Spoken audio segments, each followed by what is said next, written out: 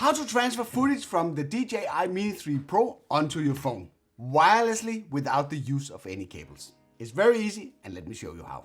Some of you might already be familiar with the process of offloading footage from the drone onto the DJI RC. You simply do that by just going into the album, and with the drone connected to the remote, you simply just pick whatever it is that you want to synchronize down to the controller.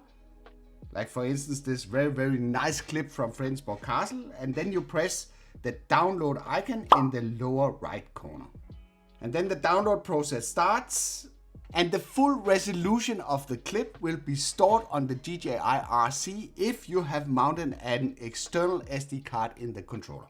But how would that help you if you want to do something quick for social media without messing around, taking out the SD card, moving it to the computer, maybe transferring it to the phone? There's an easier process for that, and DJI thought of that, so they've introduced something that's called quick transfer. Let me just show you how effortlessly this works. You need to turn off the controller. So the first thing that you need to do is you need to start or launch the DJI Fly app, and then you need to keep it in close proximity to the drone, and then you would say it says switch to the quick transfer mode, and then it lists the name of the drone. So if you press switch here, you would be prompted and asked to join the network. So we would do that. And then it will establish a wireless connection between the drone and the phone and the drone. We could make a fun tune out of that. All right, so now it's connected. So I can simply press view album. And let's just scroll down here and find a clip that we can transfer. There's one here with Fredensborg Castle. Very nice one. We will just press the download icon here, and if I go back here, you can see that it's transferring this clip. It's only 13 seconds, so it's pretty fast to go from the drone to the phone.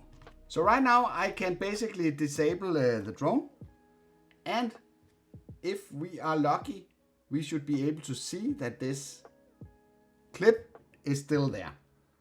So if I cut the connection here, you would see shortly that the aircraft album is empty because we cut the connection between the phone and the drone. But if I go under saved, we will be able to see the clip that I just transferred. So this means that a high resolution version is now available locally, despite there's no connection between the drone and the phone. This version is just a copy in full resolution. The original footage is still stored on the SD card.